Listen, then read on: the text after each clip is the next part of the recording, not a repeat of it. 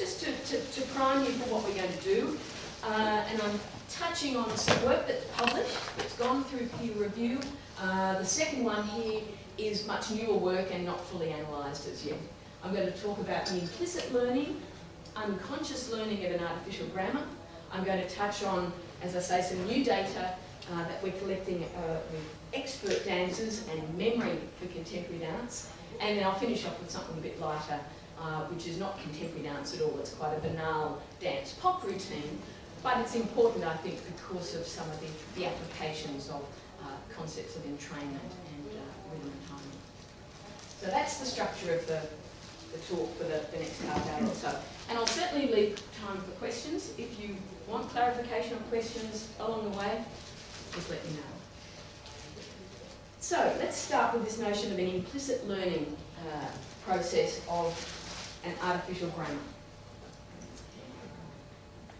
The current view of long-term memory in humans promotes the idea that one aspect of long-term memory is a set of expectations. That we, through exposure, through development, through experience, acquire expectations for the different phenomena that we encounter.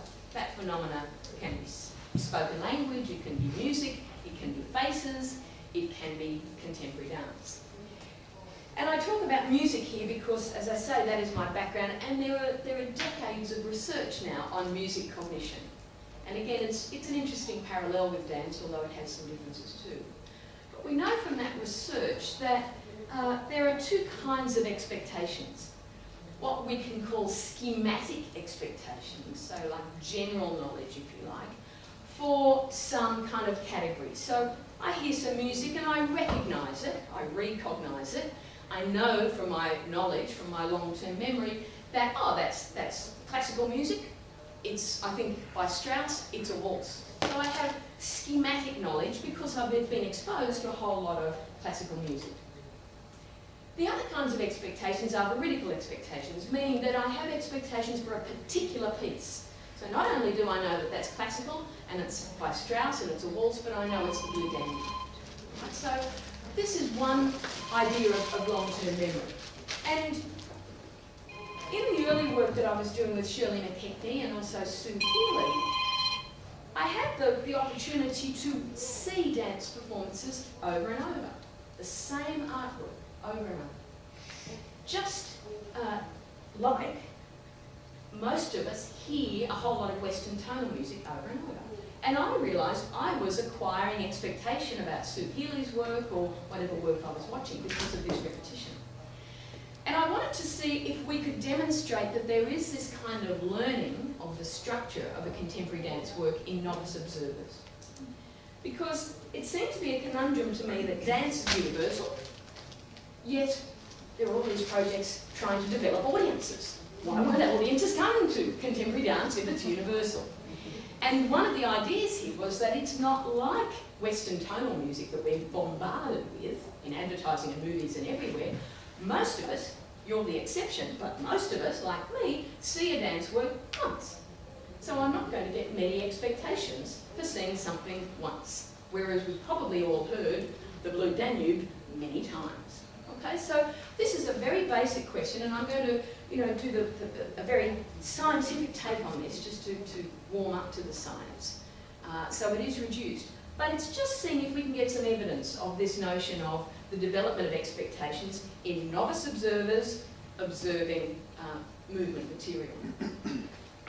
The other side to this project is that much of this knowledge that we acquire about classical music or spoken language or faces is implicit or unconscious.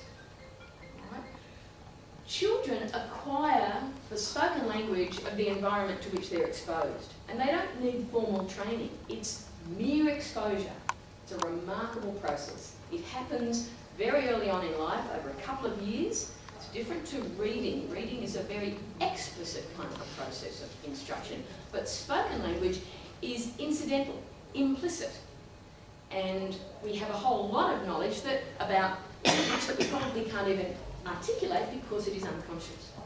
So the other side to this experiment is to see if this knowledge that I'm going to try and develop in my observers is also unconscious or implicit or incidental.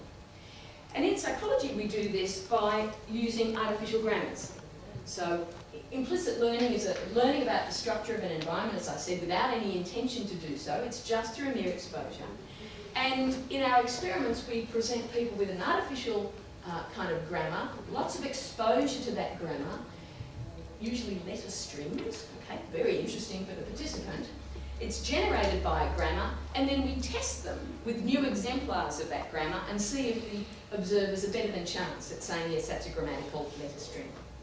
So it looks like something like that, okay, finite state grammar, and you can see why I got interested in dance rather than letter strings.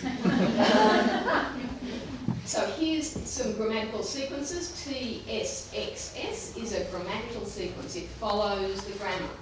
PTKK, PTTKK is another grammatical sequence of letter strings.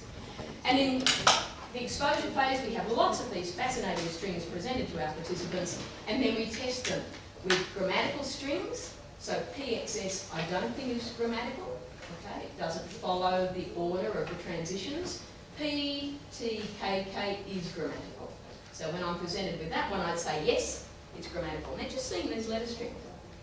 So what people are learning in a structure like this is the transitional probabilities. They're not learning the elements, we all know the letters. They're learning the order in which the elements appear.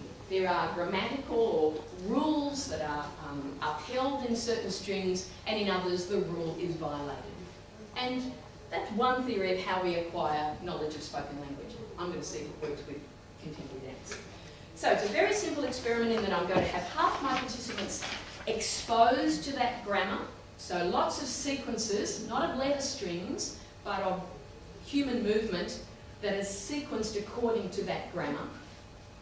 So that they're going to be items of movement sequenced according to the finite state grammar, and then my control group gets no exposure.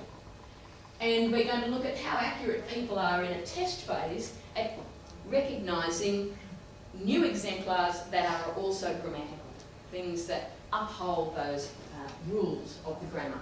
So there's my hypothesis. I'll let you read that. Hypothesis is usually if something is the case, then something will happen. So we're essentially saying, you know, the exposure group, if they've acquired some knowledge of the grammar, we should see that they're better than chance, just better than 50% at recognising grammatical strings. And if it's implicit, then when I ask them to rate their confidence, there should be no relationship between their ratings and how accurate they are, because it's unconscious or implicit. Just some details of how we run the experiment. We've got 31 participants here, and they're all dance novices, as I mentioned. We've got lots of different sequences. So 66, they see 22 grammatical in the exposure phase, and then we have 22 grammatical ones at test and 22 non-grammatical ones at test. And the movements come from material that is based on an Australian contemporary dance of the Bodenwieser kind of tradition. And the movements, each movement can be between 3 and 5 seconds, and I can have sequences, so the sequence is the order of the movements, according to the grammar, of up to 19 seconds. Now this is the other twist for psychology, because letter strings don't go on for 19 seconds. Will people acquire knowledge of this grammar with something that unfolds in time like this? We have different starting and end points, and it's created according to the grammar. I'm going to show you an example of this, and you'll be horrified. Which is my job, to make you horrified. Then you all can join cognitive psychology and show us how to do it more appropriately. We all have a grammar of biological motion, right? Momentum. If I start moving in a particular direction, then there's kind of the law of physics that will underpin where I will continue to move. You experts can probably violate that, but we all are very good at recognising biological motion. So I've disrupted that. I want to get rid of that kind of natural grammar. So my items of dance don't flow, all right? They're just a phrase of movement, and they're sequenced according to the grammar. So let's have a look so you can gasp and go, oh. Here's an example.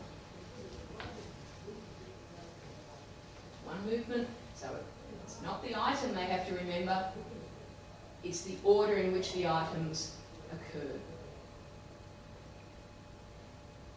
So that's a 4-item sequence there, ordered according to the grammar. And as I say, what they're learning is not the items, because the items are going to keep the movements, they're going to keep recurring. It's whether the sequence of items is grammatical or not. Okay? So we have life-cycle projection, that's an issue, as you would understand. People are presented with, as I say, 22 grammatical sequences, and we do it twice, and they just judge whether they've seen it before or not. That's just to get them to engage during the exposure phase. And then in the test, we give unseen sequences, so they're new items. They're presented in a pair, and the person has to tell me which one is the grammatical one. And we structure it in such a way that it's really quite challenging. We're only ever going to get a slight improvement above chance, if anything. And they also tell us how confident they are in their decision. All right? So they're judging pairs in the test phase. And here are our results. So what we're looking for here, our hypothesis was that if these novice observers are able to acquire some knowledge of these transitional probabilities, the rules, the sequencing of items, then they will be better than 50%, which is guessing. And they are. Our exposure group is significantly better than chance.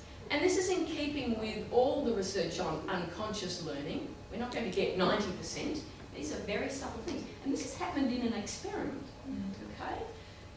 Infants and children are acquiring speech over years. So I get excited about this because we're seeing learning, which seems to be implicit, happening within an experimental session. The control group are not even a chance. And when you look at the relationship between how accurate people are and how confident they are, unrelated. Suggesting that the knowledge that they have for these transitional probabilities or grammar is unconscious. So, be horrified by that. That's as reductionist, I think, as I'll get. But I just thought I'd give you a flavour of the science of these kinds of things. Gathering evidence of this notion of expectations, the notion of learning implicitly and the knowledge being unable to be declared. If I asked my participants what they were doing, they probably couldn't tell me. They can't tell me what the grammar is, yet through exposure, they have acquired enough knowledge to be better than guessing at the sequence of movements. And of course, dance would never look like that. One could create an experiment which is much more dance-like, but I've controlled some things like biological motion and momentum, so I know that the effect that I'm getting is not just general knowledge, but it relates to the grammar that I've exposed those participants to. So we've got some evidence that there is this kind of learning going on, and it's occurring for sequences as long as 19 seconds, which turns psychology experiments on their head, really, in that, we're not just looking at letter strings. This is very long material. How is this relevant for dance? Is it just, kind of Sudoku for cognitive psychologists to do something like this?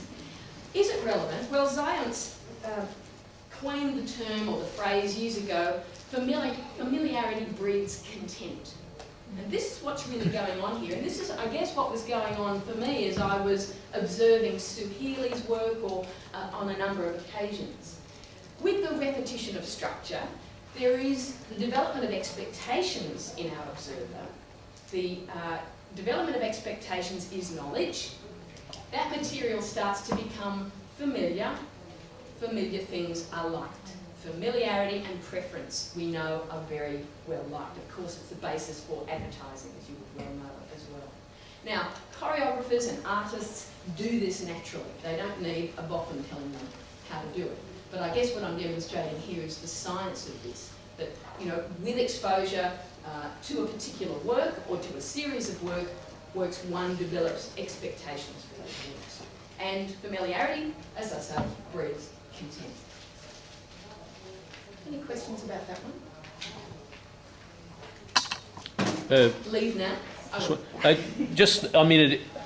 What you're kind of also though implying is that for communities, developing a community of audience or a community of participation, having an understanding of how that might need to occur for them to start to become more attracted to the possibility is to actually for dancers to be more exposing their product in public in various ways more and more. Yeah, exposure is really important.